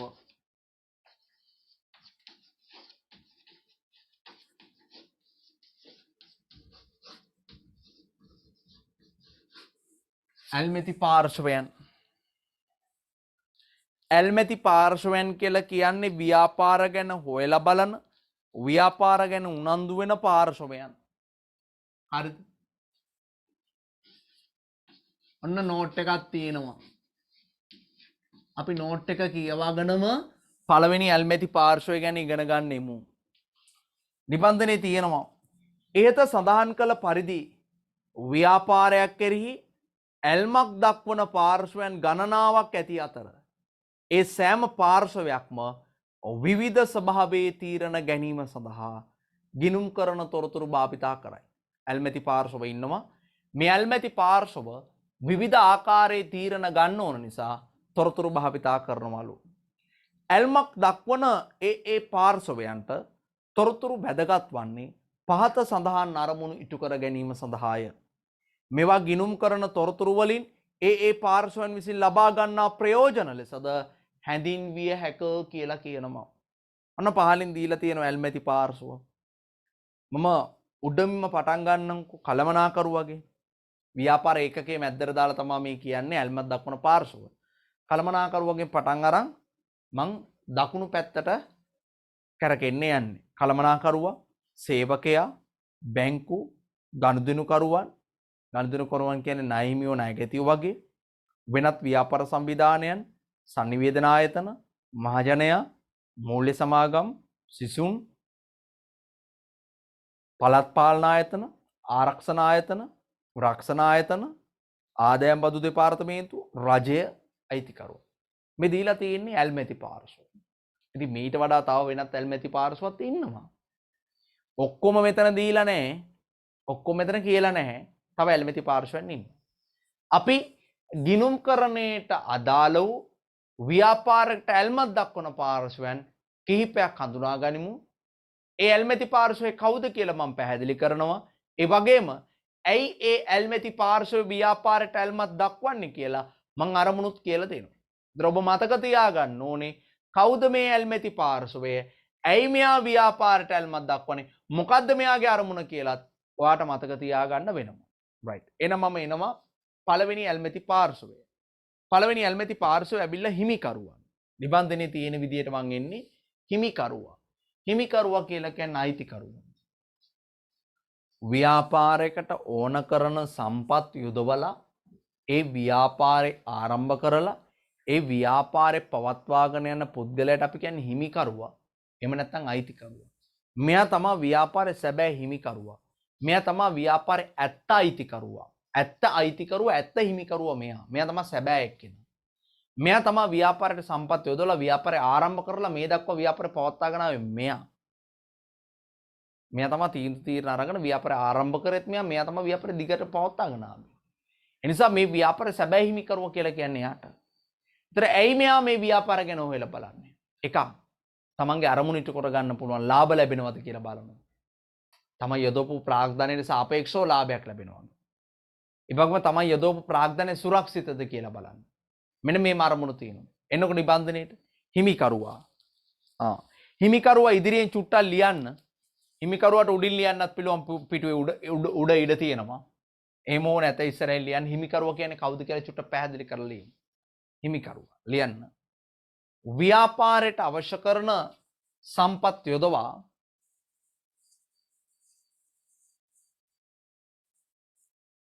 ව්‍යාපාරයට අවශ්‍ය කරන සම්පත් යොදවා ව්‍යාපාරයට අවශ්‍ය කරන සම්පත් යොදවා එම ව්‍යාපාරය අකණ්ඩව පවත්වාගෙන යනු ලබන පුද්ගලයාය. එම ව්‍යාපාරය අකණ්ඩව පවත්වාගෙන යනු ලබන පුද්ගලයාය.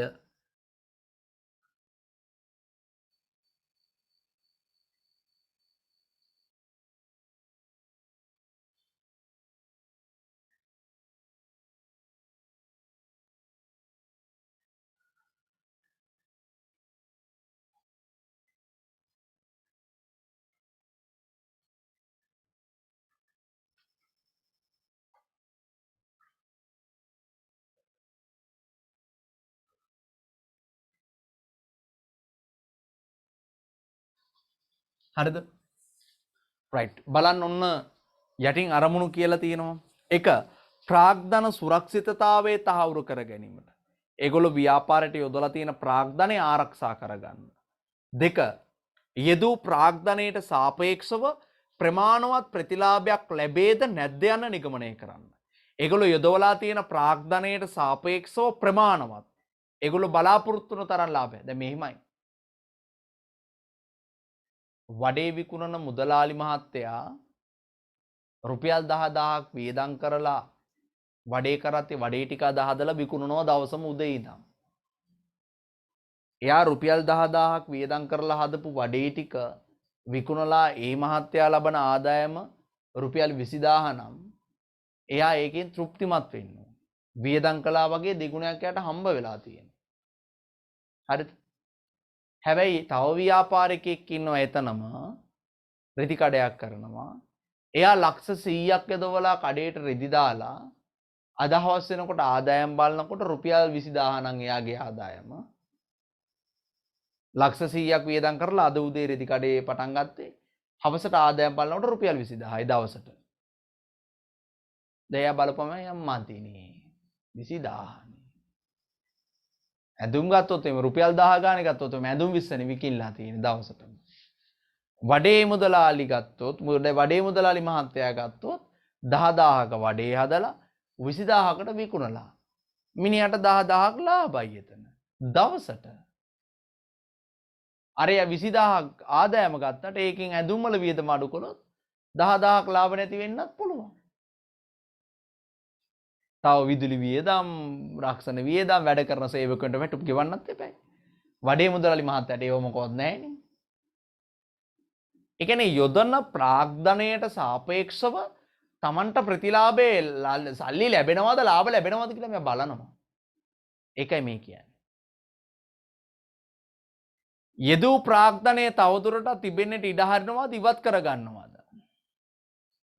තමන් ව්‍යාපාරයට යොදවපු සල්ලි තවදුරටත් මේකේ තියෙනවද නැත්නම් ඉවත් කරලා වෙනත් ව්‍යාපාර කටයුත්තකට යොදවනවද? ඒ කියන්නේ ඔක්කොම සල්ලි ගන්නවා කියන එක නෙමෙයි යම් කොටසක් හරි ගන්නවද කියලා මේ කතා කරන්නේ. අවසානයේ කියනවා එම ව්‍යාපාරයට තවදුරටත් අමතර ප්‍රාග්ධනයක් යෙදීම සුදුසුද නැද්ද නිගමනය කිරීම.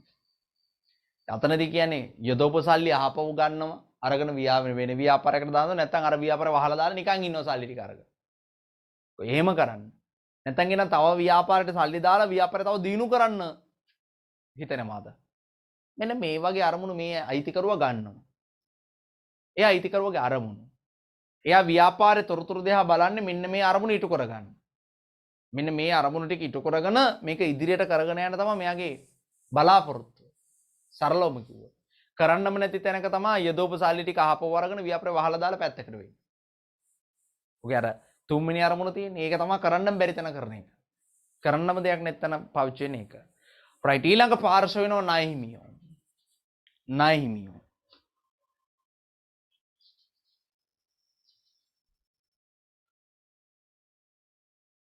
ඒ ණය හිමියන් ඉදිරියෙන් ලියන්න ඇලිරක් දාලා සැපයුම් කරුවන් කියලා.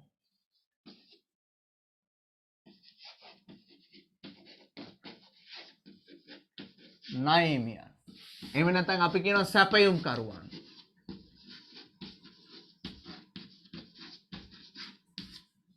ණය හිමියන් එහෙම නැත්නම් සැපයුම් කරුවන්. කවුද මේ ණය හිමියා කියලා කියන්නේ? එහෙම නැත්නම් කවුද මේ සැපයුම් කරුවා කියලා කියන්නේ?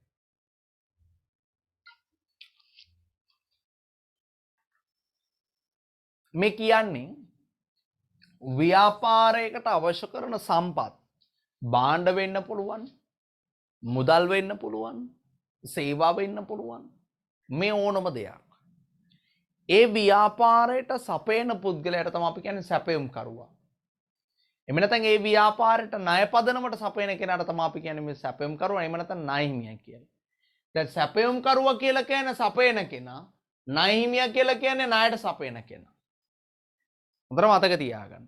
සැපයුම් කරුවා කියන්නේ සපයන කෙනා. අපිට ඕන බාන ටික ගෙනල්ලා දෙන කෙනා. එයා සැපයුම් කරුවා. හැබැයි ණය හිමියා කියලා කියන්නේ අපිට ඕන ටික ණයට ගෙනල්ලා දෙන කෙනා. මේ දෙන්න චුට්ටක් වෙනස් වෙනවා. මොකද අපිට මේ සැපයුම් කරුවට සල්ලි ගෙවලා ගන්නත් පුළුවන්. අපිට මේ සැපයුම් කරුවට සල්ලි ගෙවලා බාණ්ඩ ගන්නත් පුළුවන්. එහෙම නැත්නම් අපිට මේ සැපයුම් කරුවගෙන් ණයට ගන්නත් පුළුවන්.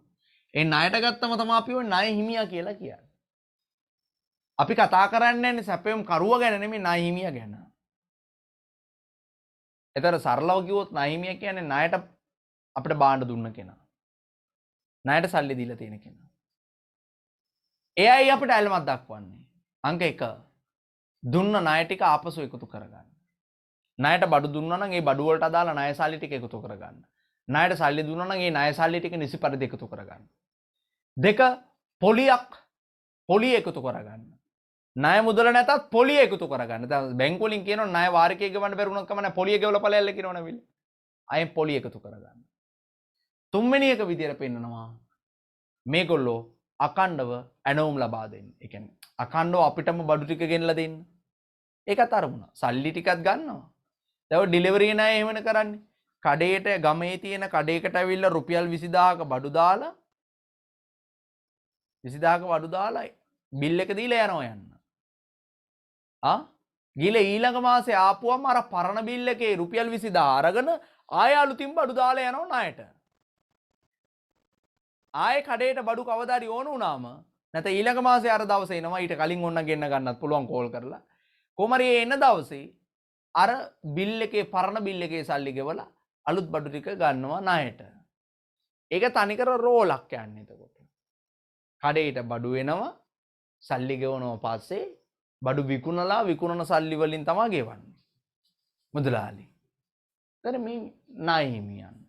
ණය හිමියන් කියලා කියන්නේ ඇත්තටම ව්‍යාපාරයට ණයට බඩු දෙන අය. ඒගොල්ලන්ට ඒ ණය සල්ලි ටික ගෙවන්න ඕනේ. රයිට්. ලියන්න ඕනේ ණය හිමියන් යටතේ පැහැදිලි කිරීමක්. ණය හිමියන් යටතේ ලියන්න.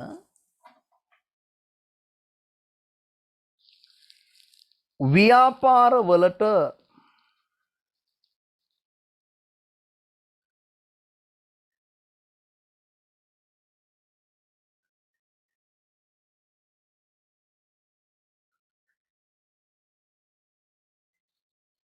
ව්‍යාපාරවලට අවශ්‍ය කරන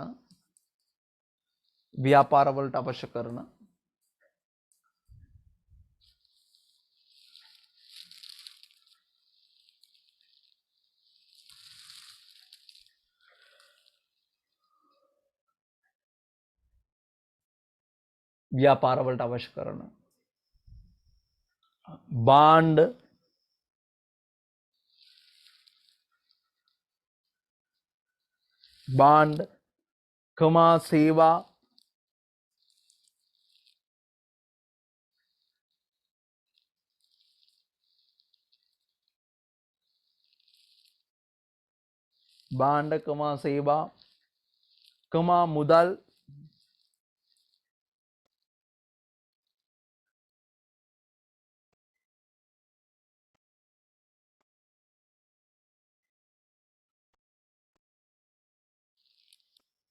භාණ්ඩකමා සේවාකමා මුදල් වැනි සම්පත්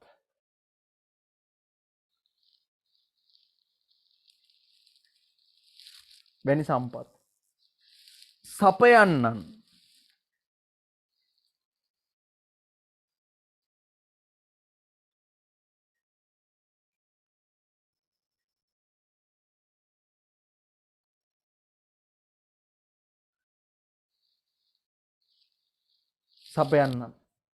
සැපයුම් කරුවන් ලෙස හඳුන්වන අතර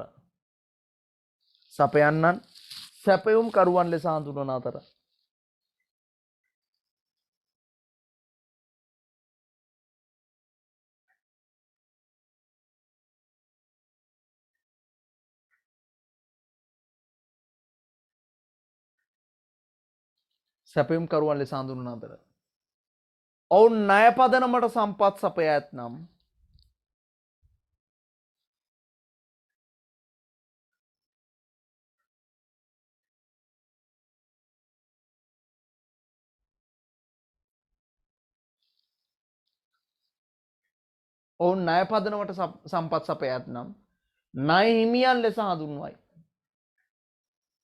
ඔවුන් ණය පදනමට සම්පත් සපයා ඇතනම් ණය හිමියන් ලෙස හඳුන්වනු ලබයි.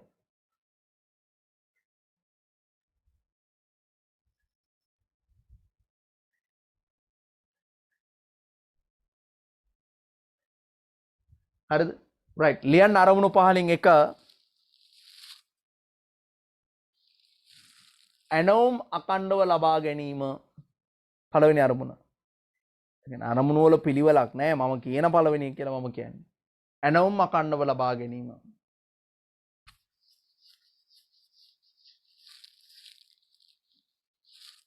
දෙක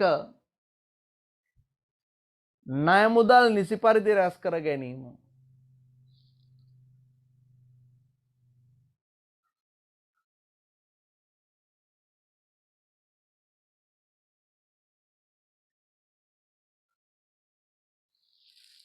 ණය මුදල් නිසි පරිදි අය කර ගැනීම.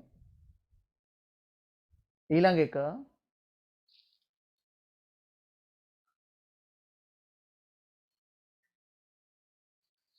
ණයවලට අදාළ පොලී ප්‍රමාණය හෝ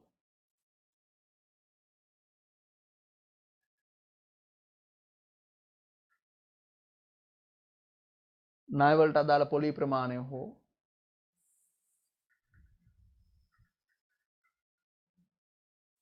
ලියා ගන්නකො මං ඊට පස්සේ ආයෙ කිව්ව ටික කියන්නම්. බැරි වුණ ටික තියලා ඉතුරු ටික ලියන්න. ණයවලට අදාළ පොලී ප්‍රමාණය හෝ නිසි පරිදි අය කර ගැනීම.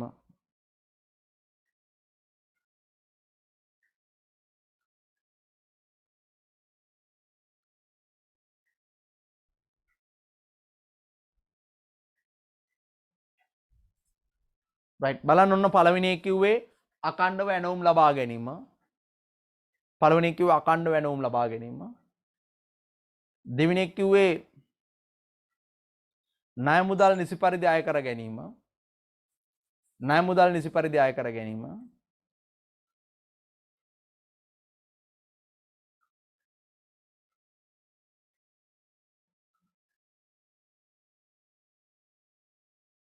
හරිද? ණය මුදල් නිසි පරිදි එකතු කර ගැනීම. තුන්වෙනි එක කිව්වේ ණයවලට අදාළ පොලි ප්‍රමාණයන් නිසි පරිදි අය කර ගැනීම.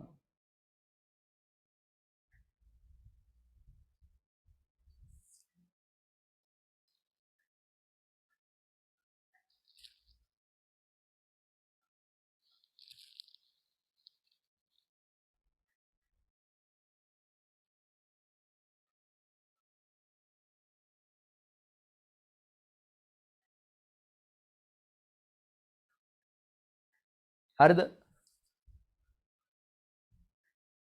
රයිට්. ඊළඟ ඇල්මැති පාර්ශවයේ කළමනාකරුවන්.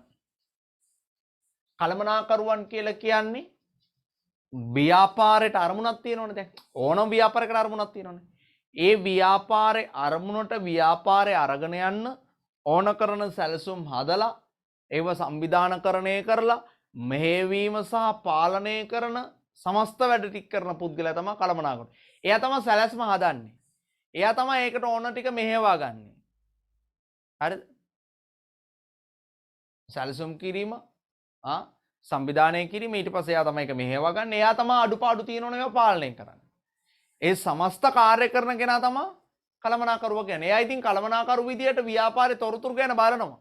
මොකද ගත්ත තීන්දුව තීරණ හරිද කියලා බලන්න. අලුත් තීන්දුව තීරණ ගන්න ඕනද කියලා බලන්න. අලුත් සැලසුම් හදන්න ඕනද කියලා බලන්න. තියෙන සැලසුම් වල මෙහෙවීමේ අඩුපාඩු තියෙනවද දුර්වලතා තියෙනවද එහෙම බලන්න. ඒ ඔන්න ඔහම අරමුණු ඇතුව කළමනාකරුවා ව්‍යාපාර තොරතුරු පිළිබඳ ඇල්මක් දක්වනවා. එන්නේ ඊළඟ පාර්ශ්වයේ කළමනාකරුවන්. ලියන්න ඒක යටතේ කළමනාකරුවන් යටතේ ලියන්න.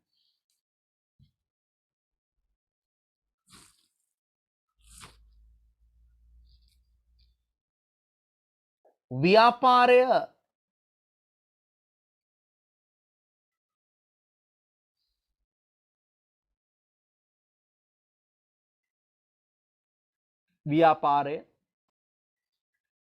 ඒ අරමුණට රැගෙන යාම සඳහා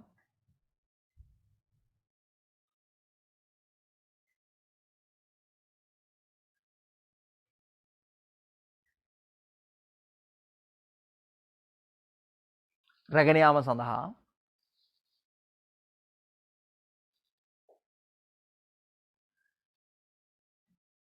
රැගෙන යාම සඳහා අදාළ කටයුතු සැලසුම් කිරීම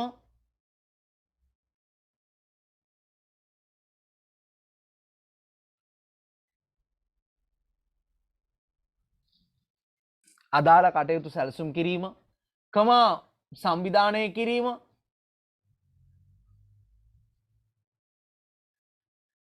සංවිධානය කිරීම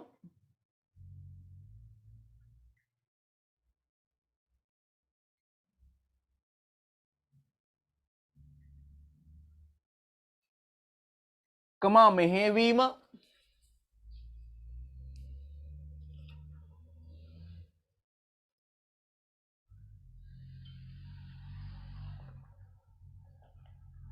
සැලසුම් කිරීම සංවිධානය කිරීම මෙහෙවීම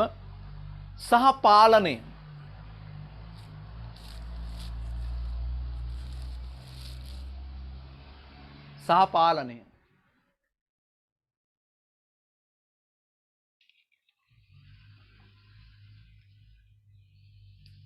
පාලනය සිදු කරනු ලබන පුද්ගලයා කළමනාකරු නම් වේ. සිදු කරනු ලබන පුද්ගලයා කළමනාකරු නම් වේ.